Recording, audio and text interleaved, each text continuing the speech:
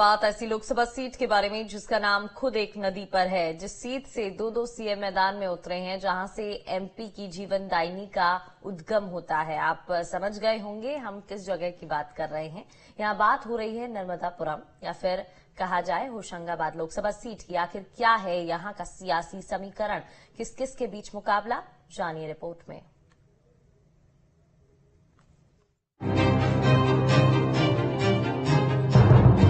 24 के रण में मध्य प्रदेश की जिस हाई प्रोफाइल सीट पर सबकी नजर रहेगी, उसमें से एक सीट है होशंगाबाद।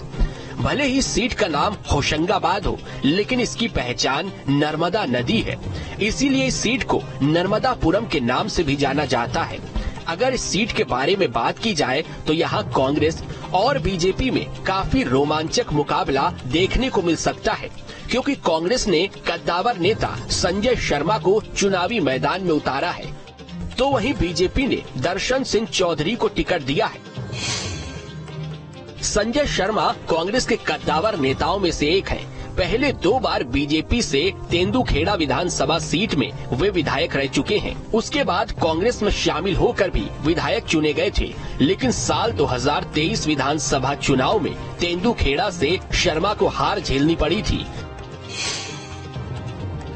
इनका मुकाबला बीजेपी के दर्शन सिंह चौधरी से होगा, जो कि किसान नेता के रूप में जाने जाते हैं और मध्य प्रदेश के पूर्व मुख्यमंत्री शिवराज सिंह चौहान के काफी करीबी माने जाते हैं। दर्शन सिंह चौधरी पहले शिक्षक थे, बाद में उन्होंने नौकरी छोड़कर पूर्णकालीन राजनीति शुरू कर दी।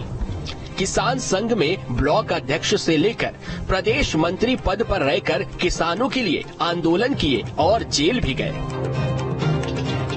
तो ये बात हुई इस बार के उम्मीदवारों की, लेकिन अगर बात की जाए इस सीट के सियासी इतिहास के बारे में, तो होशंगाबाद लोकसभा सीट देश के पहले आम चुनावों से ही अस्तित्व में आ गई थी। 1952 के पहले चुनाव में कांग्रेस के सैयद अहमद ने यहां से जीत दर्ज की थी। यहां से 1967 और 1971 में कांग्रेस प्रत्याशी नीतिराज सिंह ने लगातार 2 बार जीत हासिल की थी। 1980 और 1984 में कांग्रेस के रामेश्वर नीखरा लगातार 2 बार सांसद चुने गए, लेकिन 1989 में बीजेपी के सरताज सिंह ने पहली बार जीत हासिल की और 1999 तक लगातार यहां से चुनाव जीतते रहे। 2009 में लंबे समय बाद कांग्रेस की वापसी हुई। होशंगाबाद लोकसभा सीट बीजेपी का गढ़ मानी जाती है।